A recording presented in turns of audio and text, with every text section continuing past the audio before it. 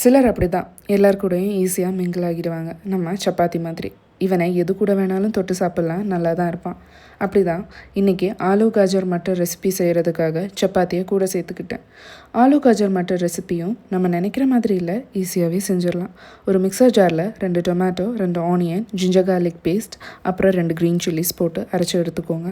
அப்புறமா ஒரு குட்டியான மசாலா ப்ரெப், ஒரு பிரியாணி இலை, 3 காஞ்ச மிளகா, பெருஞ்சீரகம், அப்புறம் கொத்தமல்லி விதை, இவ்வளோ நல்லா ட்ரை ரோஸ்ட் பண்ணி கிரைண்ட் பண்ணி எடுத்துக்கோங்க. அப்புறம் ஒரு பேனில் கொஞ்சமாக கடுகு எண்ணெய், கொஞ்சோண்டு வெந்தயம், நம்ம அரைச்சி வச்ச தக்காளி மிக்ஸ், இதை நல்லா வதக்கி எடுத்துட்டு கொஞ்சமாக மஞ்சள் தூள், கரம் மசாலா, தனியாத்தூள், சில்லி பவுடர் இவ்வளோ நல்லா ஆட் பண்ணி எண்ணெய் பிரிஞ்சு வர ஸ்டேஜில் potato, carrot and green peas add பண்ணிக்கோங்க. பொட்டேட்டோ அண்ட் கேரட் குட்டி குட்டியாக கட் பண்ணி போடுங்க. இல்லைன்னா குக்கரில் ஒரு விசில் வச்சு எடுத்துக்கோங்க. அதுக்கப்புறமா நம்ம அரைச்சி வச்ச அந்த மசாலா மிக்ஸ் ஆட் பண்ணிக்கோங்க. வாசனைக்காக கொஞ்சமாக கசூரி மேத்தி நான் ஆட் பண்ணியிருக்கேன். முக்கியமாக மறக்காமல் சால்ட் போட்டுருங்க. இதுக்கப்புறம் ஃபைனல் ஸ்டெப்பாக நம்ம கொத்தமல்லி இலையை போட்டு இறக்கி வச்சிடலாம். இது கூட சப்பாத்தி வச்சு சர்வ் பண்ணி சாப்பிடுங்க, ரொம்ப நல்லாயிருக்கும். Happy eating. பாய். மறக்காமல் சப்ஸ்கிரைப் பண்ணிக்கோங்க.